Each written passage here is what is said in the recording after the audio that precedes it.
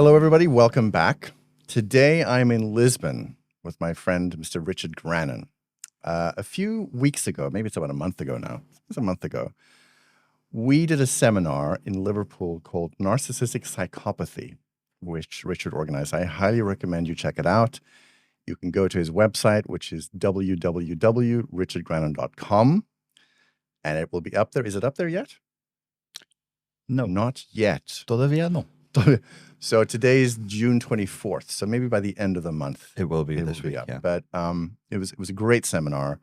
I was one of the speakers. Of course, Richard was organizing it. And he did an intro talk at the seminar, which kind of blew me away. And one of the things that I think you guys all know is that I spend a lot of time relating abuse at different scales, like narcissism, romantically, family, corporate, political.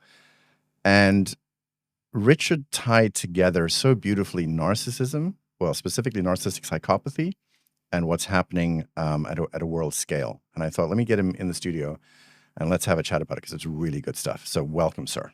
Thank you for having me. So narcissistic psychopathy, which was the title of the seminar, and I think the title of your first talk as well. Yes. With the matrix of narcissism or something. So how do you define narcissistic psychopathy? In the context of power structures, it would be the people specifically who are power hungry and simultaneously delusional enough to want to take power, to insist on taking power, with a criminal element to it. So you made a distinction between just normal MPD and this kind of thing, which is more dark triad kind of behavior? More dark tetrad behavior. So there'll be Machiavellianism and sadism there as well. This is a goal-oriented. It's very dangerous. It's a very dangerous combination because you have all of the vanity and delusion of the grandiose narcissistic fixation with a criminally inclined, objective, focused, by any means necessary philosophy. So people think that psychopaths don't have an ethic. They do have an ethic. It's just not the ethic of normal people. They do have a morality. It's just inverted. It's an evil morality. So their morality is more like whatever I want is good. Exactly. So they do believe in something.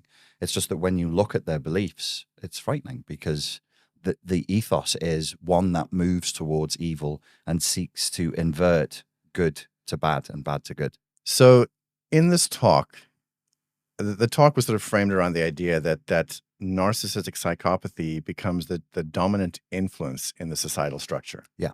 And I really want to talk about that because we live inside of a society built by eons of people, but the normal person isn't in charge. So what is this societal structure that you talk about? It's interesting you said eons of people, aeons of people. So from 1850, when Marx and Engels released the Communist Manifesto to now, the global population exploded. It was at around 1 billion in 1850. It's now about 8 billion. So if you imagine a visualization of iron filings gravitating towards a magnet, I don't believe that in specific intentional conspiracy theories being the dominant force in the world. There are intentional conspiracies. They're not theories. They're actual conspiracies that we know about, and they do shape the world. I think there's just a general tendency. It just happens. And within humanity, within the human unconscious, this thing tends to happen. And now what we've got is so many more people, so many more iron filings that can be pulled in a certain direction, that can create certain shapes with so many more magnets. So there's so many more narcissistic psychopaths. Let's say that a true narcissistic psychopath only represents 1% of the population. That's still 1 in every 100 people who is dangerously delusional with sadism, with Machiavellianism, who wants what they want. So as the population grows, as technology advances, things become more and more unstable instead of more and more stable, which is what one would naively imagine they would be. I'm not optimistic about technology. I'm very, very pessimistic about technological advancement. So you talked about them as magnets. That's so interesting. Okay, so let's just go to your understanding of why they work their way to the top. Like, why are they, if it's true, why are they at the top? Because they will to be. They have a will, they have a drive to be. And the rest of us iron filings, we've sort of partly spontaneously and partly at the behest of narcissistic psychopaths in charge, created a cultural source that we're all sort of sat braised in, which is anti-will and anti-intentionality. So it is not a la mode at the moment in our culture to speak of the will, to speak of your drive, to speak of your intentionality. I would claim these have become haram. These are sort of verboten. And you know that they are, because if you start speaking with that aesthetic, just with the aesthetic, you don't even need to say, this is my will, this is my intention. Just with that aesthetic, you'll get a very strongly negative reaction. If you dare to say, this is my will, this is my intention, and I seek to craft the world in this vision, you'll be obliterated very, very quickly. So what you have is covert narcissistic psychopathy. They can see the game. They instinctively know that you can't overtly say this. So they remain hidden. The reason why they get to the top is because there's really very little resistance. Who wants to be in charge? I don't want to be in charge. Do you want to be in charge of this? It's frightening. And you should be frightened, because as normal neurotypical people, we can assess the risk. And you go, if I climb this tower of power, the higher I go, the further I fall, and the worse the consequences are. And we could sit here and inside of 10 minutes name numerous cases of people whose lives were destroyed on the tumble down the tower. And the reason for that, as I mentioned in the talk, is as you go up the pyramid, you're encountering at different altitudes more and more similarly minded narcissistic psychopaths. They're not like us, who are easily tricked, naive, impressionable people of good intentions. They're not like that. So they can see each other. And then that Machiavellianism, the machinations to conspire against one another, become more and more intense the higher you go, because the rewards are greater. The risk is greater, but the rewards are greater. What are the rewards? Pure power. Pure power. I do not want to lead the world. I do not. I've had fantasies. Right. They don't last long. No, like, this is a lot of responsibility. It's a lot of responsibility, and your brain will go, ooh, power, nice. And you would probably be, oh, the power to do good. I could really do good in the world. And then on the back end, you've probably had it. Most people have done left like 30 to 40 seconds of running the simulation inside your mind. You go, but what if I get it wrong?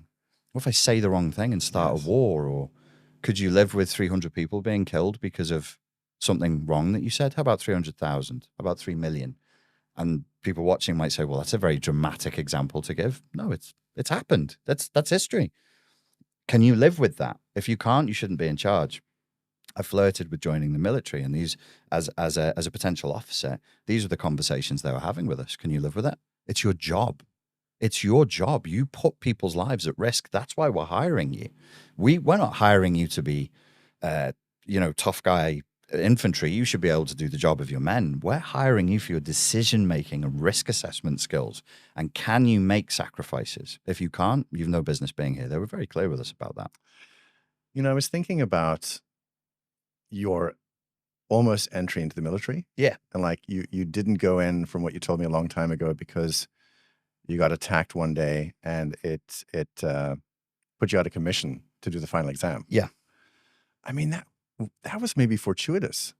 It was incredibly fortuitous, because what happened a year later was 9/11. So I'll always say to people, if I'm doing a nice podcast, I didn't join the military because I was glassed, but I recovered from the glassing inside of like 3 months. And then I needed more time to recover and get my fitness levels up, because the fitness tests are still very intense.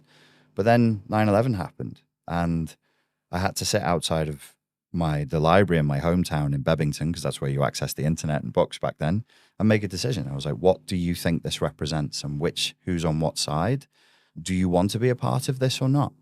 And that was the moment. I said, I can't do this. I can't do it. By the way, for the audience who doesn't know, Richard got attacked with a bottle to the face. It was a glass. A glass. It was a glass, which cut you.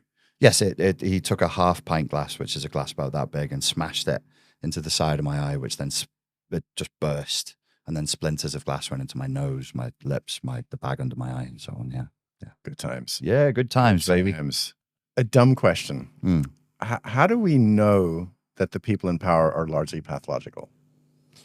No sane person would want power in this environment, in this moment, in this culture. Nobody sane would be saying this is a really good time to get into power with the actual intention of doing good. Why? Because if you have an IQ that's above room temperature, you can see you can't do good. There's really no, you show me a politician who really thinks that they can go into power and actually change the world positively. I'll show you somebody who's delusionally naive. So what is the payoff? Is it that you get to serve your country and serve your people? No, the only payoff is power. There's no chance of anything else now. No chance. It's completely locked up in terms of power. And the only thing that would change it would be a violent, militaristic revolution. That's it. And it would have to be, sorry to say it, but this is the truth as I see it, at the point of a gun. And it would be, no, we're changing the system. You want to drain the swamp whilst swimming in the swamp. It's not possible. You have to say, no, that this is a fresh start, and it would have to be a violent revolution. I'm not advocating for that. I'm saying that's what would be necessary. You said something in the talk that I loved, and this is regards to sort of Pollyanna thinking. You said, we're pretending that the people that are in charge of everything are just like us. I'd love to hear your thoughts on that, because I know a lot of people do think that. They think they're normal people because we see everybody through our framework. Why is cynicism important? It's interesting that, we could have an interview and do a podcast, and that we're in a place in history, we're in a place in human culture where that question is actually very, very relevant. I mean, maybe even you ask the question instantly enough, but you might not know how important that question is right now. It's essential. How the fuck have we got here where we have to ask, why is cynicism important? Why is not being a naive, impressionable, idealistic, utopian thinking child dangerous? There's no other time in history where people needed to be told that. There's no other time in history where people didn't have cynicism for their rulers. It's us now. It's this broad scale delusion.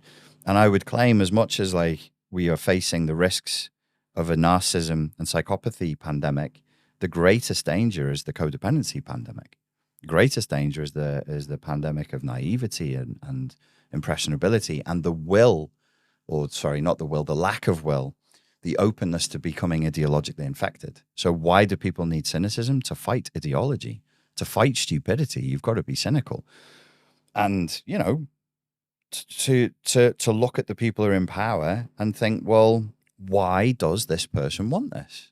And if you believe what they're telling you, I mean, point to a politician in modern history. Rishi Sunak just dropped the ball just last week. The mask always slips. It always slips. They're pretending to be just normal, nice people from the same background as you, and they had the same struggles as you. No, they didn't. They want the same things that you do. No, they don't. There is only one person that exists in their reality, and that's them. So the chance of them caring about the people is zero. This is my personal dogma, my rigidity. I don't believe that they believe there's any people.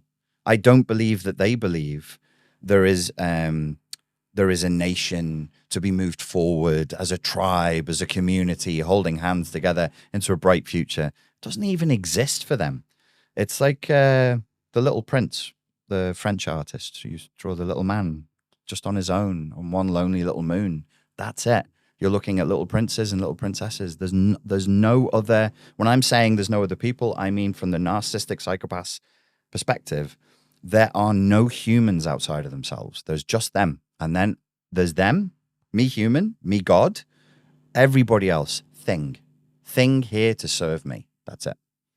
Yeah, you called them, you said that they look at us like toasters. Yeah, we have a function. And as long as we're working, as long as we're doing our job, we can hang around and we can be given certain freedoms. They will grant us certain privileges and certain freedoms. But as soon as you don't do your job, you're going in the bin. Yeah. And they won't look back. There's no remorse, there's no guilt, they're not agonizing over it. It's just, that is what it is. Power, like beauty, is its own reason. It's its own question and its own answer. And for us, for people watching, it's very hard to grasp. But that's their philosophy. That's their ethos. It is that it is. I am that I am. It's its own question, its own answer. It's a closed logical loop. And our naivete and sweetness props them up. 100%. It's what we're just not offering any resistance anymore, I would say. Humanity in general, we're just not offering any real political engagement whatsoever. There's no real resistance and I'm a pessimist in this, no real chance of resistance. My only optimism comes from total systemic collapse. It needs to die to be reborn. This thing is sick. Oh, can we fix this? Can we make it better? No, you can't fix this. You said aeons of people. There's layers and layers of just calcified cause and effect, karmic grit, just clogging the whole thing up. Start again. Got to start again. And it's tricky because there's people on the extremes politically who also feel that way, that we need an Armageddon of sorts, a reset of sorts. But you're right. I don't see, unless everybody suddenly learns this stuff and realizes how they're participating, how we're co-creating, propping up these lunatics. Yeah. I don't know how it's going to work. So my narcissistic fantasy is that the extremes do the violent revolution. I sit back in horror and go, brothers, that is too much. And then they point a gun at me and say, now you have to be the leader. Please, I'm a humble. Come on, guys. Not me. In charge of everything? Okay. But it has to be at the point of a gun. Yeah. It's terrifying. I never wanted this. I'm so sorry for the excesses of my comrades. Yeah. But now we will have peace after 10 years of complete blind tyranny. God. Could you imagine? Every day. Every day.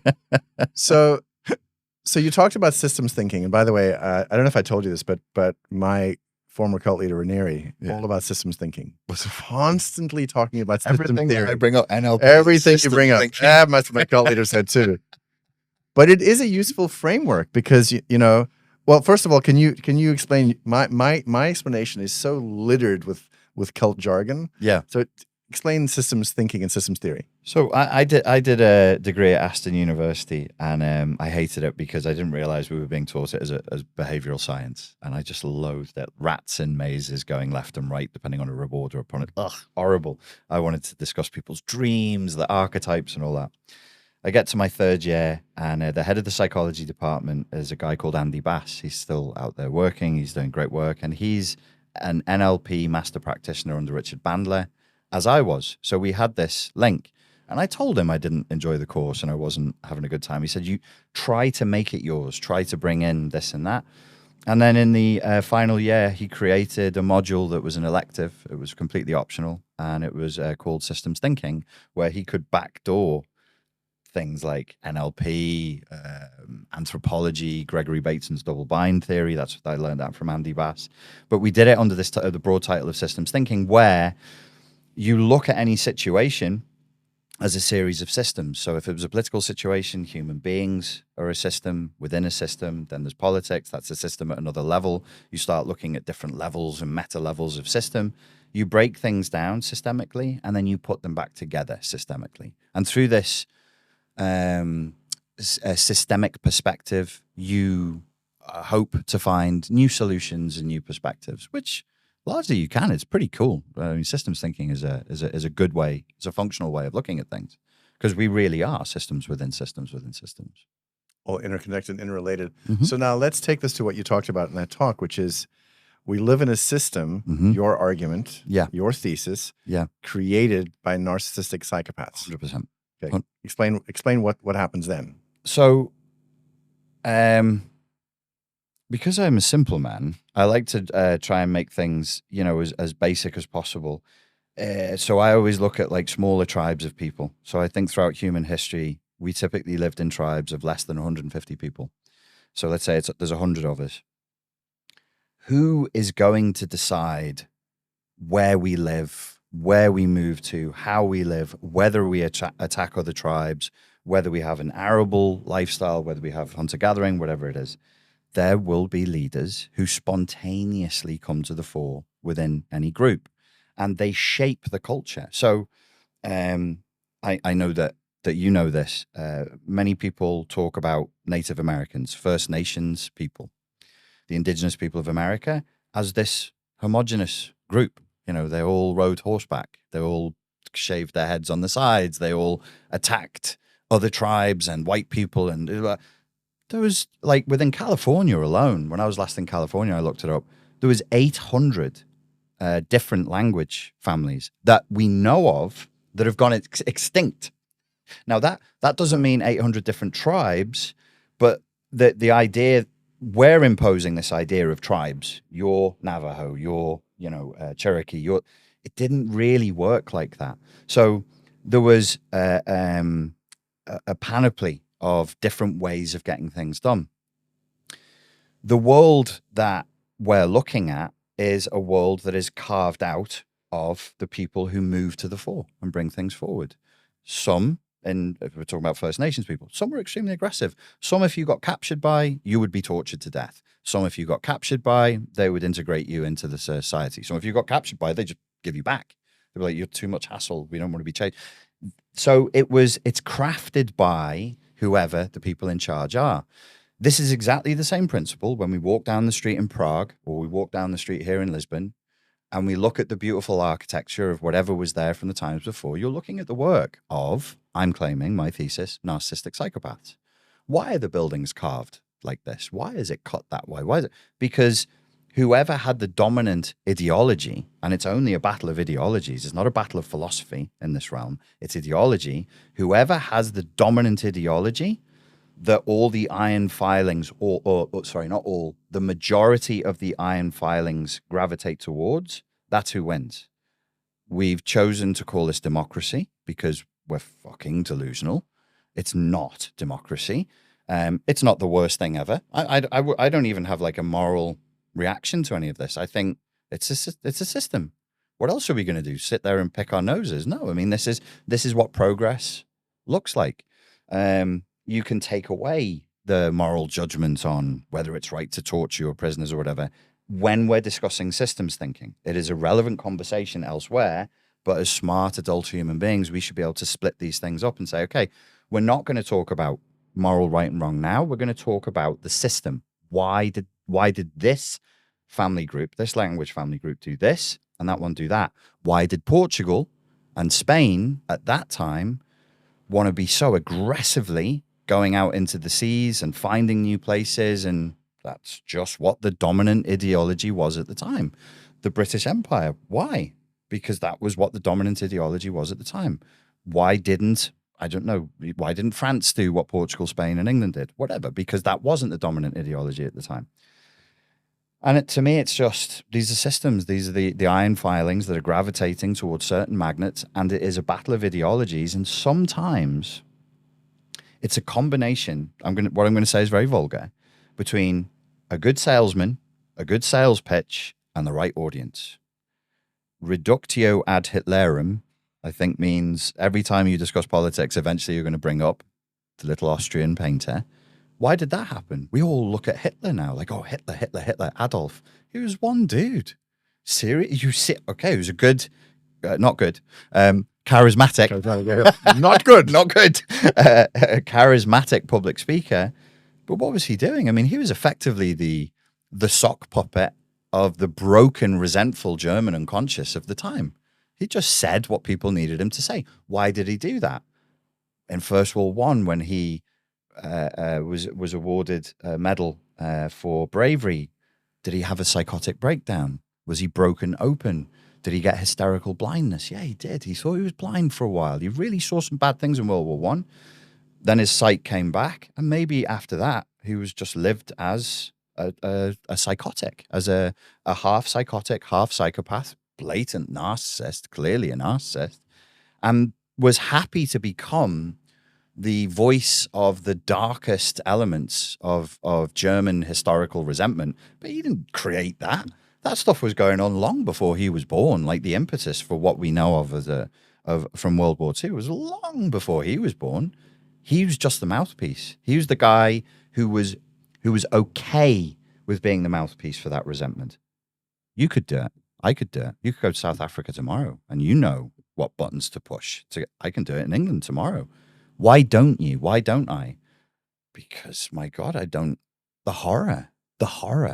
That's why we don't do it. But for the narcissistic psychopaths, they don't care about that. They don't care. Their vision, it's not in alignment. Originally, many years ago when we were younger, you asked me. You asked me why we're so naive. And we rigidly hold to our naivety because the truth is horrifying. It is. And I think that's the best way to put it. It is. You know, I want the audience just to understand that when we're talking about narcissistic psychopathy, we're not talking about some purely grandiose, self-confident person who has their shit together. And this is something that you've talked a lot about in your work and also in the talk we did in Liverpool.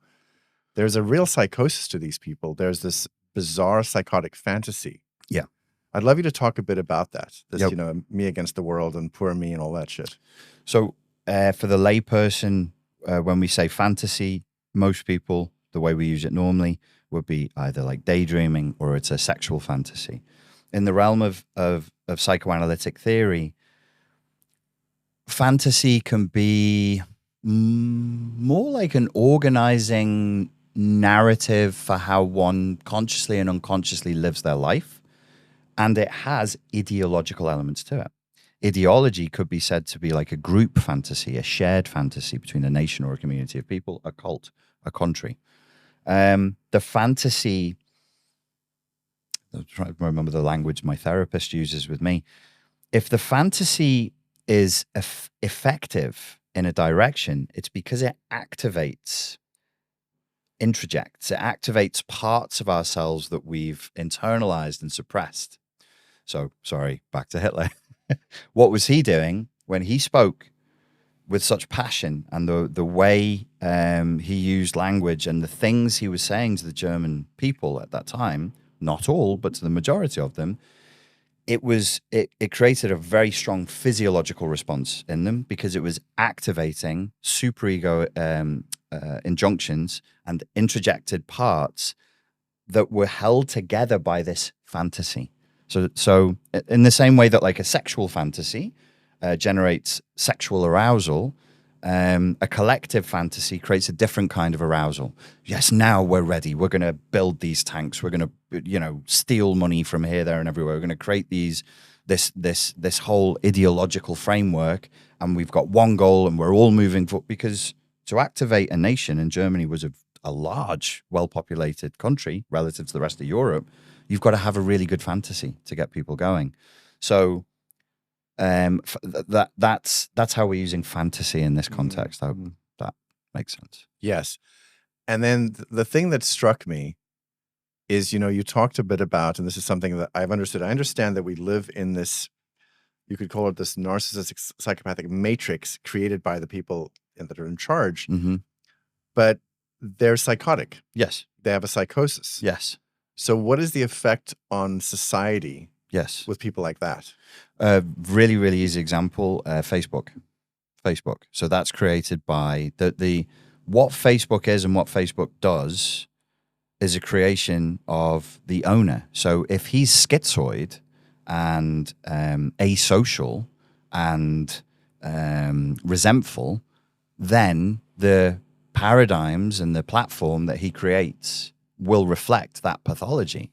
And I would claim that they do. This actually isn't mine. I can't narcissistically claim it, but I can't remember who said it. The fuel of Facebook. I mean, Facebook is old hat now, so it's passé. But when it first came out, it was the place to be. There was no TikTok. It was, more powerful than Instagram. It ran on the fuel of envy. It ran on envy. It ran on one of the cardinal sins. It ran on lust. It ran on sloth. Then, after envy had sort of run its course and it was running out, they decided to have it run on rage. So most of Facebook content for the last, I would argue for the last 10 years has been rage bait. That's the strongest Facebook content. Facebook now is AI creating memes that are then followed by bots. You want an example of somebody's individual psychosis running its course? It's just talking to itself. It's perfect. Perfect example. It is just AI memes that make no sense with bots underneath it going, this is great, this is great, this is great. Have you seen this? No, but you're describing a cult. Oh, You're describing a cult in essence. This is where I don't use Facebook. I don't know if you still use it, but Barely. So okay, go on Facebook. Not all the time, but it happened to me a couple of times. I went in to pick up somebody's phone number or something like that, or to see if they're still alive. And then I'd see these weird memes, and it'd be like Jesus on the beach but AI doesn't seem to be able to do fingers, so he'd have like 7 fingers, or one hand would be glommed up like this. And then you think, wow, that's really weird. That's obviously an AI created image. How strange. Well, nobody's going to look at that, and it's got millions of likes, and it's all bots. So it is a fantasy talking to itself. It's now Facebook has run its entire course and is now into full-blown psychosis. It's in a psychotic collapse. Yeah. So, yeah, you said it's exactly like a cult. Yeah, because I mean, well, let me just switch to something else. I was thinking about what it's like to live inside this sort of psychotic bubble. And one of the things I see so clearly is the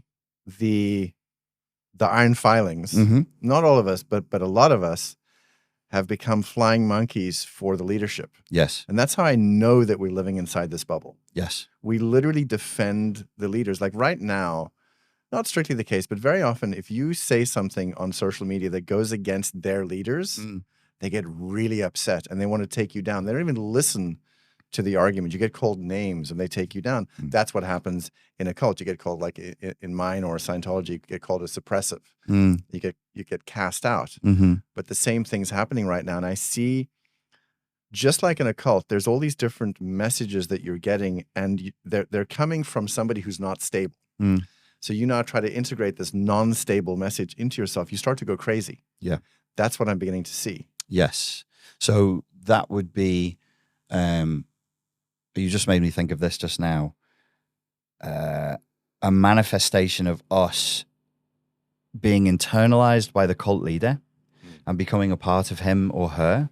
So if he is very fragile and hypersensitive to criticism, we then become very fragile and hypersensitive to criticism of him or his story. So we become mini-me's. We become like little bots within his or her system.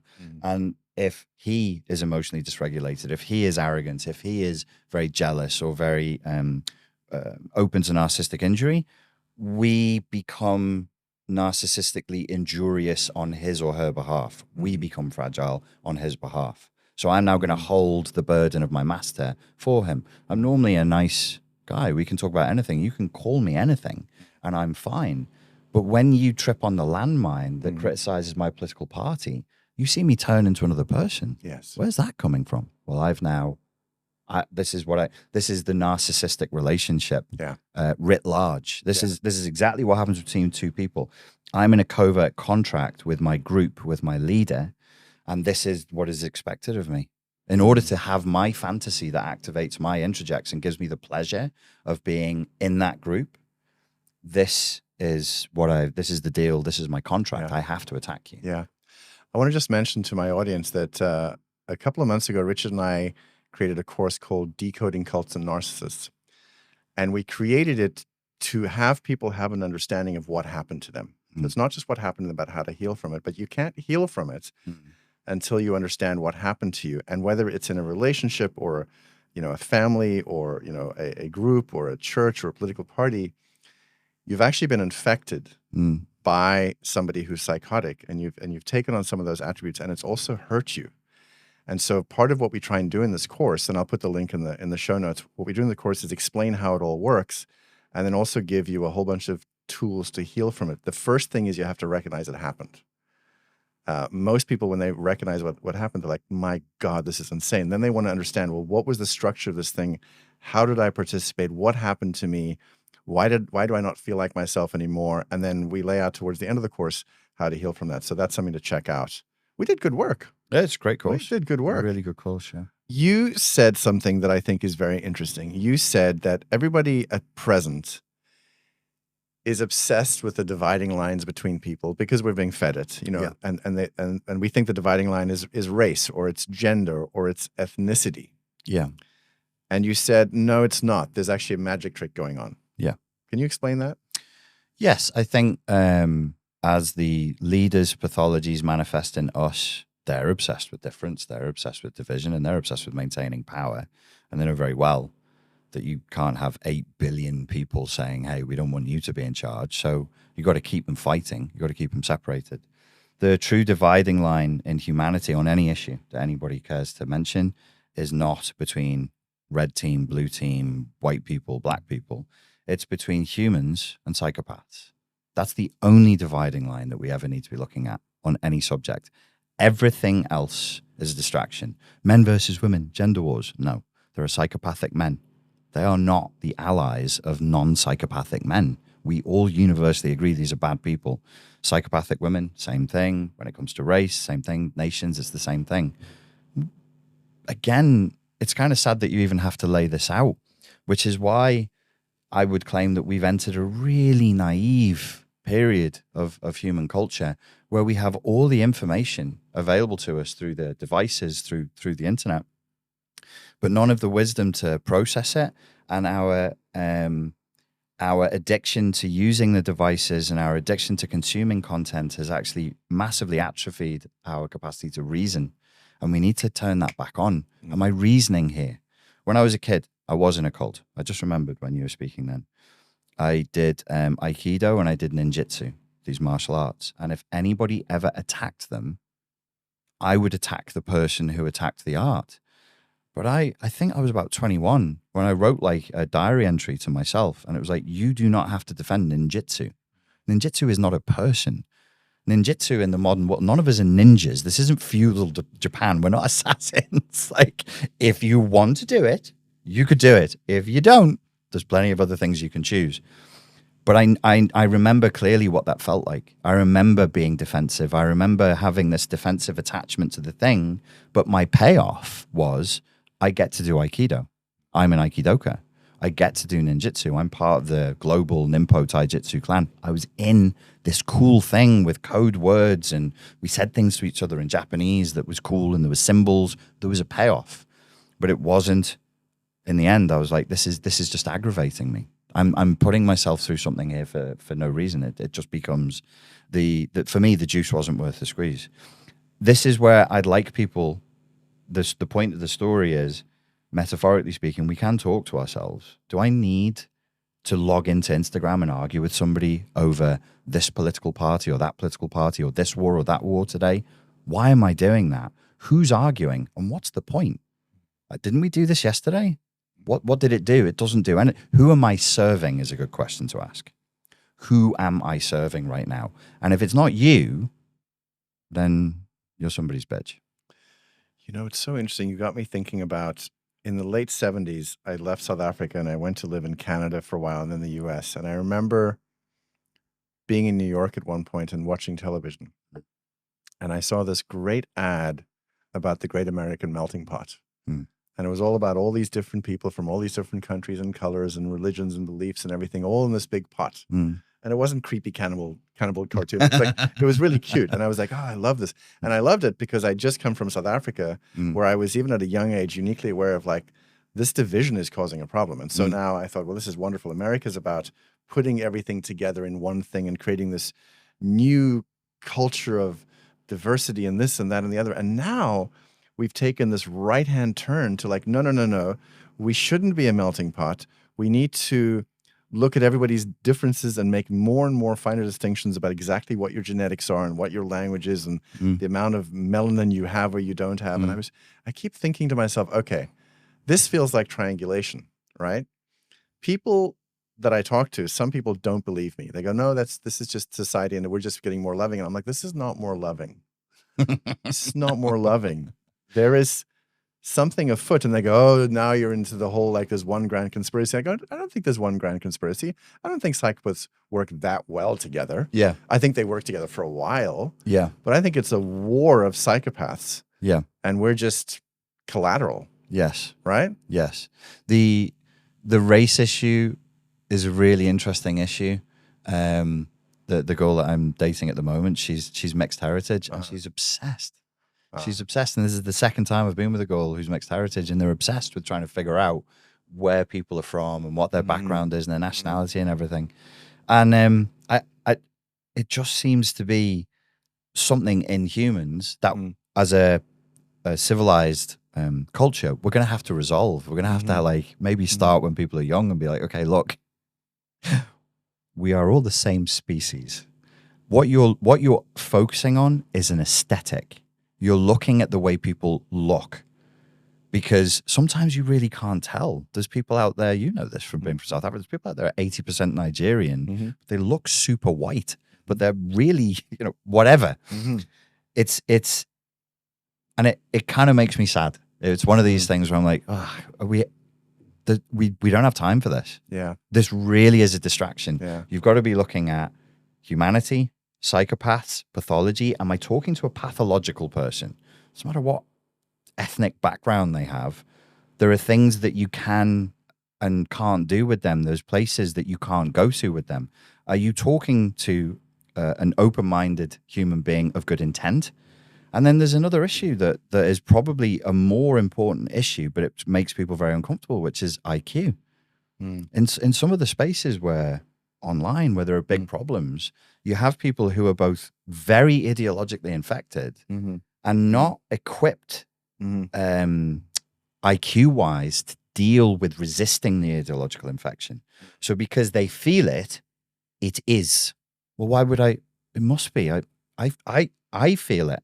So it must be that is the thing, which is, we are, as a civilized culture, we are going to have to deal with that. We're going to have to process it. These are things on the table. They're uncomfortable conversations, but we will have to resolve them if we've got any chance of moving forward. I'm so with you. You talked about, at one point, the people running things, let's call them the psychopaths, they create our frame of reference. And I thought that was really interesting. And you talked about we're offered options as though those are the only options. Can you talk a bit about that? How are they creating these frames of reference? It's almost like sales techniques again, isn't it? You're trying to direct cattle in a direction. So when you're going to execute pigs, you put them through a chute, and then at the other end of the chute is a big shiny blade. And so you don't want your cattle to just be going everywhere and anywhere. You want them to have choices too. And you want to control both. You want to control the outcomes of both. For me, if I was a narcissistic psychopath, the last thing I want is freedom. The last thing I want is a nation of, philosopher kings and queens who are capable of reasoning. They could dethrone me. No, I need them stupid. I need them watching their Kardashians. I need them addicted to consumerism. I need them to have no spirituality and no religion and be completely focused on the material world. And then I need to, within that paradigm of pure materialism, no religion, no spirituality, no afterlife, this is all there is. It's all a big cosmic mistake. It's there. We don't know why, but there. You live, you die, eat some tasty food, wear some cool sneakers, jerk off over some porn, and then die. That's it. So that's why I say it's evil, because it dispirits people. It has to be. I have to create a dispiriting world. I have to create a world that is just vulgar and nasty and materialistic, and then I control your options within that frame. There is like, you're totally free. Would you like this taco or that taco? Yeah. That's your freedom. Yeah. Would you like this political party or that political party? And that's what you get, kid. Yeah. And there's nothing else. And if you try and do anything else, they will deride you. They will problematize you. That's the verb that they use. Problematize you. Or they'll just ignore you. They'll just make sure that you're completely ignored. There'll just be no oxygen given to you whatsoever if you try and do anything else. It is a sales technique. I was just thinking, when you go to the car dealership and they say, do you want this truck in red or blue? Yeah. Are we looking at like, were you looking at like the 2-year payment plan, which is a little easier, but you just give me $200 today and you could be driving off the lot if you give me and then you start putting that idea in the customer's head, or do you want to feel like this car is yours and you're just going to buy it outright? Whatever. But you put the fantasy, it's fantasy based. Come here. You want the shiny thing? Do you want it there, or do I get to not choose the shiny thing? No. Are you crazy? Everybody wants the shiny thing. What's wrong with you? Do we need to put you in an asylum? Why would you not want the shiny thing? And then you become a problem. And it's as a narcissistic psychopath in charge, I don't even have to police you because my population is so ideologically infected, they'll do it for me. Try and rebel. Oh, it's a challenge I'll throw out to anybody. Try and rebel. Try and say something rebellious in a public space. Go ahead. I'll watch. I ain't doing it. I haven't got the bravery to do it. I've got too much writing on it. These kinds of conversations I'm having with you, that's as far as I'll go. This is my upper limit for what I'll talk about. I ain't doing it. So are we free? Jump online and say what you feel like saying. See what happens to you. Yeah. It is a kind of brainwashing because in the case of when you're given two choices, the idea of saying, I don't want the fucking car is such an act of insurrection. Yeah. And it's true. And this is something, you've met our mutual friend, Africa Brooks. She talks about self-censorship. We literally are now self-censoring ourselves so that we don't even want to consider, I don't want the fucking car. Yeah. So we police ourselves into not thinking about it. Yes. And we live this mass collective delusion together. And then we police the other because if the other speaks out, we may have to think about the thing they're talking about. So it's better just to crush them. Yes. And behind the curtain is horror, but we don't know what it is. So I don't want to think about, there's something that I'm not thinking about. I know that I don't want to think about it. I don't want to look behind the curtain. If you start prodding at that curtain, you're going to see me get very, very emotionally dysregulated and very upset. And if you sit me down and say, what are you getting so upset about? What are you getting so upset about? I can't answer you rationally. These are unconscious fears. The whole of the period of time around the virus, a lot of the reaction and it was that. Just don't look behind the curtain. Why stop asking questions? Why can't you just do as you're told? And I got this feeling like, it feels like you think we're survivors on a craft out at sea and I'm standing up rocking the boat and we're all going to tip in. That's the feeling I'm getting from you. That's not the situation, but because you feel that, I'm going to respect that. Because I don't want to terrify my family members. I don't want to upset them. I don't want to upset people. Like, what's the point? They had a different. So we're back to this thing of the context. What's the context that's being created for us within which to think about the problems? It's not the content. My fear isn't that you can't choose communism or you can't choose this or you can't choose that. It's the way it must be framed. That's what's hyper controlled. It's the framing of the problems is the problem. Is the big issue for me. So the fact that you say all that, I keep thinking about the framework. And the thing I think people don't realize, and it took me a long time to, when I was coming out of my cult, I didn't understand that I was living in a framework. Until finally I realized, oh, motherfucker, this is his framework. The matrix. I'm living in his matrix. And I think that's what, so then I come out of the cult and I begin looking in the world and I'm like, oh shit, this is the same thing. And I think people think that this framework, this matrix is naturally occurring. And my argument now is I don't think it's naturally occurring. I think it's the effect, the downstream effect of a system that's being created by psychopaths. And we feel all the stress and we don't realize we're in the stress. And that makes me think that's maybe why we turn to consumerism so much. Well, I think as far as the matrix goes, if there was nothing and you lived on a desert island, you would create a story. You have to have coordinates. Humans are storied creatures. We're religious, mythical creatures. Nobody lives with nothing. So when I'm saying fantasy, everybody blue pills in the matrix language a little bit, and it's fine. It's normal.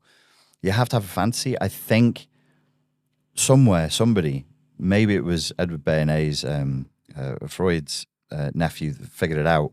If you can hack it, if you can control the fantasies people live by, you can control the coordinates that they have. And as you just said, then you start to create a cult. That's a cult. If I'm controlling the coordinates by which you all live, that's a cult. That's why when we run the seminars and people say, oh, run a retreat, it's not a question of whether I'm worried about it becoming a cult. The moment it's a retreat and people come and sit with me for 7 days or 2 weeks, that is a cult. And you'd have to say, this is a cult now.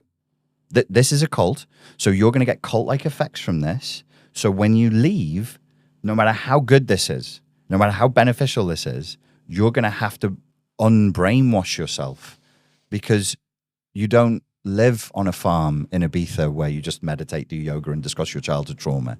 That's not reality. That was 2 weeks of an alternate reality. Now please go home. It's that because, well, you know, I've only really been thinking about cults properly since December, because you taught me about them, and I was like, oh yeah, but why? Why do you want to be in a cult? Why do I want to be? Why do all of us? So people watching will think, you don't want to be in a cult. Nobody wants to be in a cult. You taught me that. We want to be in an organized project that's moving towards a good place. That's politics. It's cult-like. It's cult-light. It's always a cult. There's always cult coordinates. You can't escape it. You can only raise your awareness of it. So in transactional analysis, the therapy that I do, my therapist always says to me, look, you're never going to escape the game or the script, but it's another way of saying narrative. You just play better games and you just raise your awareness. That's all you can do. You said something else, and we've touched on this. You said, our surface level life appears more domesticated, but the power structures choosing the boundaries of our freedoms are as barbarous as ever. I thought that was really interesting, because people think things have gotten worse, and maybe they haven't.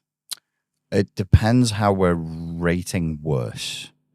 So in terms of dying a violent death, things have gotten better. I mean, for sure.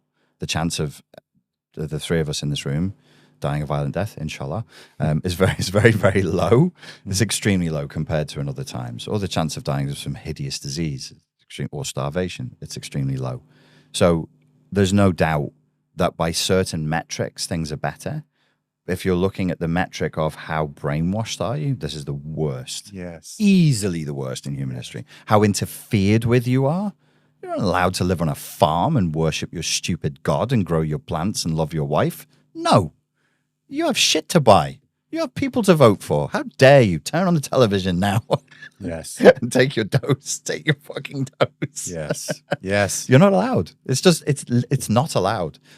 I learned this from Slavoj Žižek, who would always say, you have your freedoms, but the freedom to do what? Yes. What is it really that and he would always say, you're never escaping ideology. Yeah. But we don't, his point would be, we even lack the ability to verbalize our imprisonment. We don't have the way of describing it. And he says that's the perfect prison. That's the perfect ideological prison. There's a book written by a cult specialist. Her name is Janja Lalich, and she wrote a book called Bounded Choice. And I remember when I saw the title of that book, I was like, holy shit, this is amazing. Yeah. Because when you're in the cult space, you think you have choice. Right. But it's completely bounded. Yeah. Maybe it's one choice, maybe it's two choices, maybe it's three, maybe it's whatever, but you're still restricted. So 2 more questions. Your worldview now, because we agree that there's no overarching conspiracy going on, blah, blah, blah. But so who's in charge?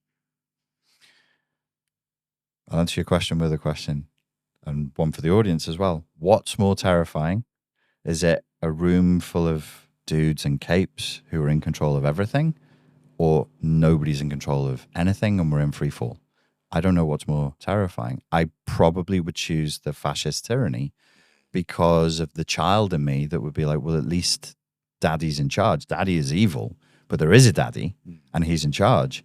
Free fall means I have just as much responsibility as Boris Johnson, Rishi Sunak, or Donald Trump to stand up and say, I'll do it then.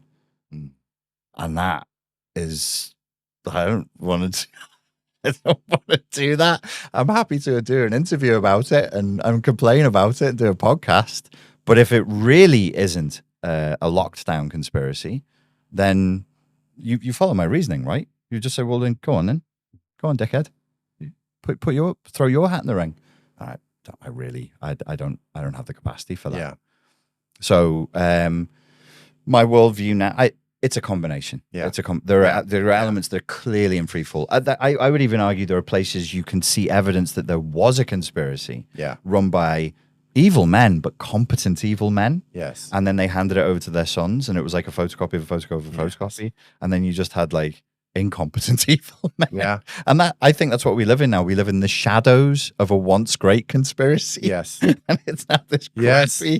crappy That's version so of a true. conspiracy. And I think the thing I loved about that talk and that weekend seminar we did is, it really got me thinking about the people making the decisions are fucking children.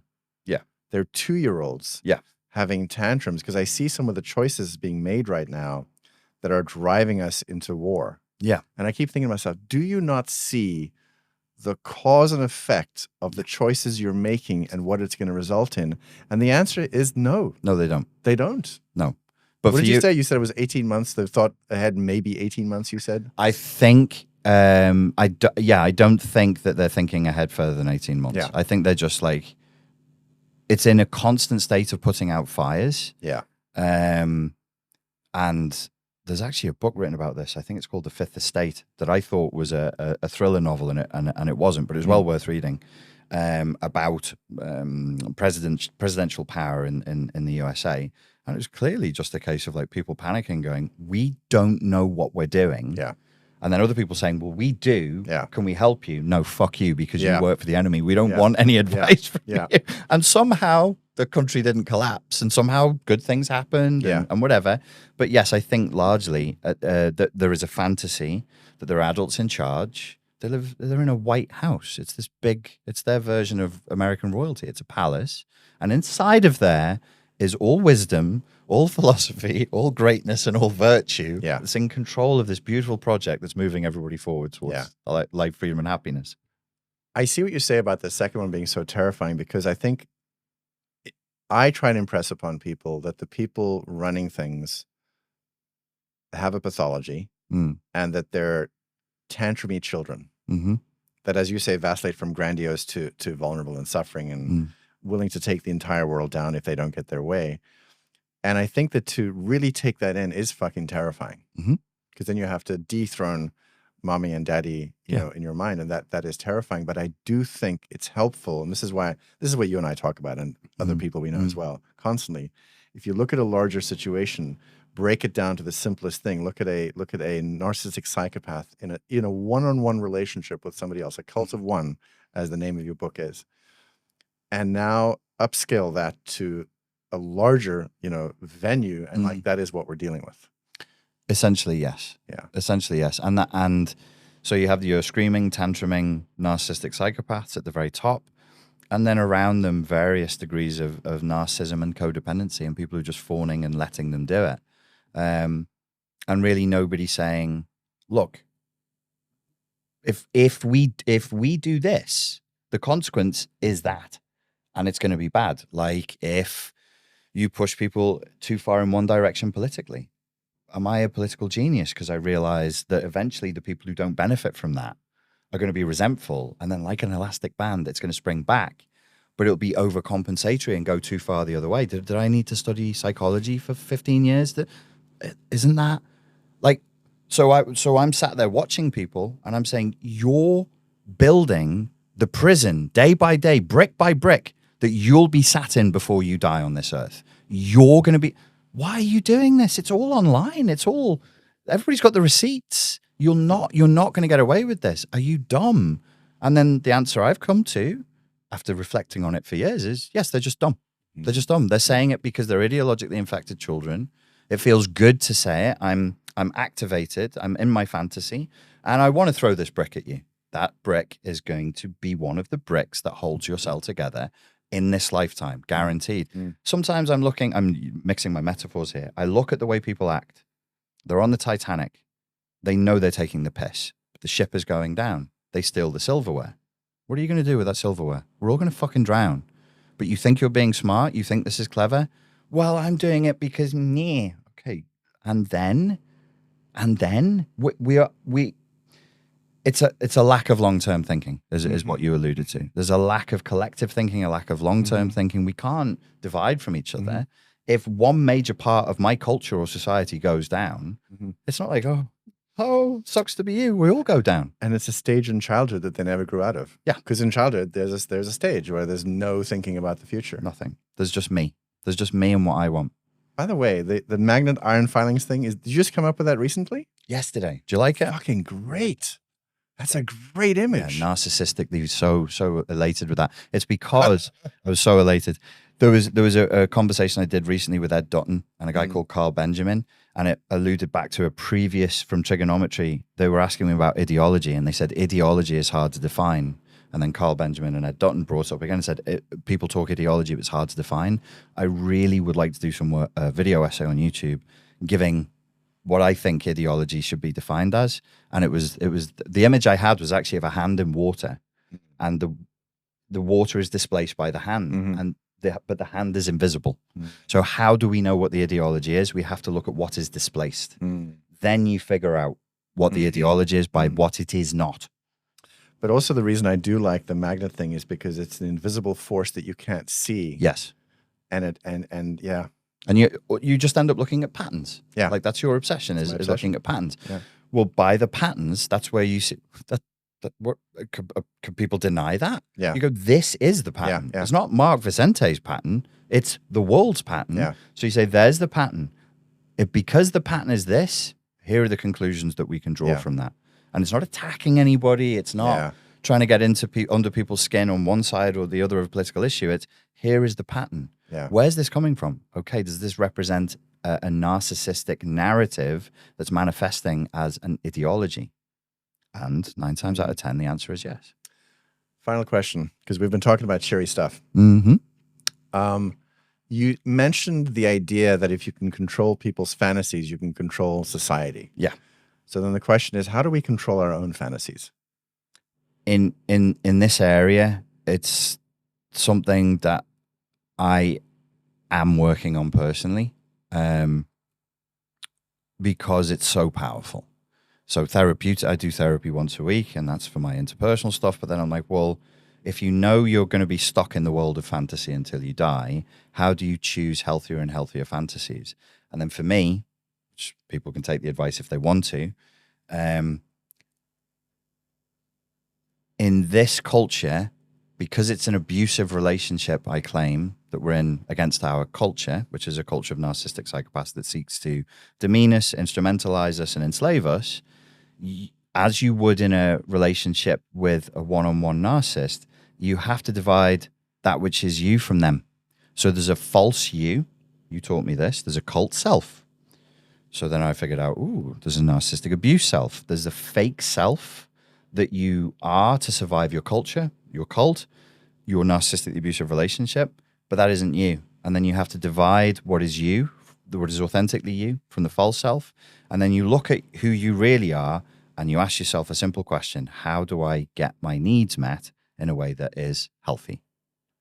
That's it. That's it. Good advice. Mr. Grannon, as always, thank you for your time. Thank you very much. And to my audience, as always, stay curious.